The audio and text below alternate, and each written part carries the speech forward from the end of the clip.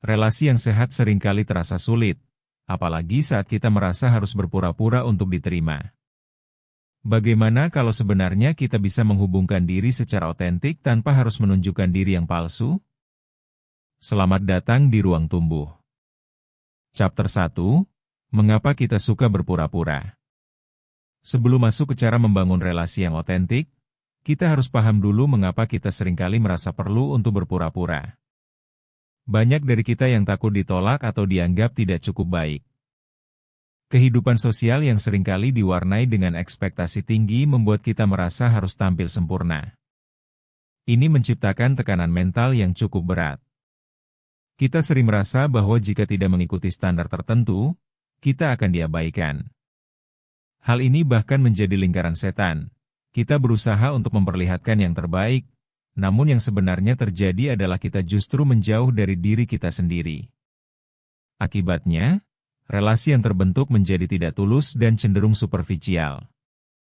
Kita harus mengenali bahwa memperlihatkan sisi asli kita sebenarnya dapat membawa hubungan yang lebih kuat dan bermakna. Menghadapi ketidaknyamanan saat menjadi diri sendiri adalah langkah pertama untuk membangun ikatan yang lebih mendalam dan tulus. Chapter 2, Keuntungan menjadi diri sendiri. Menjadi diri sendiri memang tidak selalu mudah, tetapi ada banyak keuntungan yang bisa kita dapatkan. Pertama, kita bisa mengundang orang-orang yang sejalan dengan kita. Ketika kita jujur tentang siapa kita akan menarik orang-orang yang menerima kita tanpa syarat, yang ingin bersahabat dengan kita berdasarkan kepribadian kita. Kedua, hubungan yang dibangun di atas kejujuran lebih tahan lama. Dalam situasi sulit, kita tahu bahwa kita memiliki dukungan dari orang-orang yang memahami kita sepenuhnya. Dan ketiga, menjadi diri sendiri membebaskan kita dari tekanan untuk selalu tampil baik di depan orang lain. Kita bisa bersantai dan menikmati momen bersama teman-teman kita tanpa rasa cemas akan penilaian. Hubungan yang tulus memungkinkan kita untuk tumbuh bersama dan saling memberi inspirasi. Maka, tunggu apa lagi? Mari mulai perjalanan ini untuk menjadi lebih otentik dan menikmati hubungan yang lebih bermakna. Chapter 3, Langkah awal untuk memulai. Pertama, kenali diri sendiri. Luangkan waktu untuk memahami siapa diri kita sebenarnya. Apa yang kita suka, apa yang tidak kita sukai, dan nilai-nilai apa yang kita pegang sangat penting untuk kita ketahui. Ini bisa dilakukan dengan cara merefleksikan pengalaman hidup atau mencoba hal-hal baru. Kedua, komunikasikan dengan jujur. Saat berinteraksi dengan orang lain, sampaikan pikiran dan perasaan kita dengan cara yang terbuka. Ketiga, pilih lingkungan yang mendukung. Bergaul dengan orang-orang yang menghargai kejujuran akan membuat kita merasa lebih nyaman untuk menjadi diri sendiri.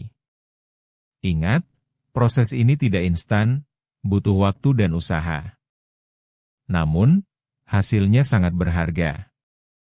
Teruslah berusaha untuk lebih otentik dalam setiap interaksi yang kita jalani, karena setiap langkah kecil menuju kejujuran adalah kemajuan yang patut dirayakan.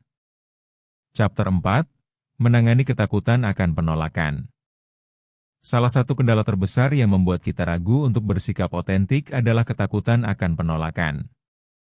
Kita seringkali berpikir, bagaimana jika mereka tidak suka siapa saya yang sebenarnya? Menghadapi ketakutan ini memerlukan pemikiran yang konstruktif. Pertama, ingat bahwa tidak semua orang akan cocok dengan kita, dan itu wajar. Ketidakcocokan adalah bagian dari kehidupan sosial, dan bukan refleksi dari nilai diri kita. Kedua, ketahui bahwa penolakan bukanlah akhir dari dunia. Setiap penolakan membawa kita lebih dekat ke orang yang lebih sejalan dengan nilai dan kepribadian kita. Ketiga, fokus pada diri sendiri dan pertumbuhan. Jika kita terus berusaha untuk menjadi lebih baik dan lebih otentik, kita pasti akan mendatangkan orang-orang yang tepat untuk kita.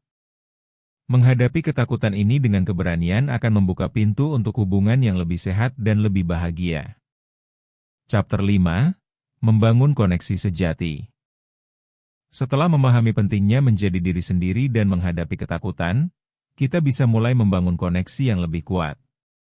Pertama, Luangkan waktu untuk mendengarkan orang lain dengan seksama. Ketika kita menunjukkan minat pada pengalaman dan perasaan orang lain, relasi pun akan semakin dekat. Ini menunjukkan bahwa kita menghargai mereka dan menghormati semua cerita yang mereka bawa. Kedua, jangan ragu untuk berbagi cerita pribadi.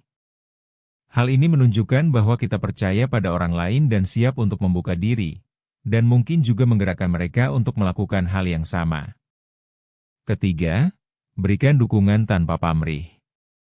Ketika kita membantu orang lain tanpa mengharapkan imbalan, kita akan menemukan makna yang lebih dalam hubungan kita. Ingat, hubungan yang sehat dibangun di atas saling percaya dan keterbukaan. Mari bersama-sama kita bangun koneksi yang otentik dan berarti. Jangan lupa untuk subscribe Ruang Tumbuh untuk mendapatkan lebih banyak konten seperti ini. Bertumbuh itu proses, bukan lomba.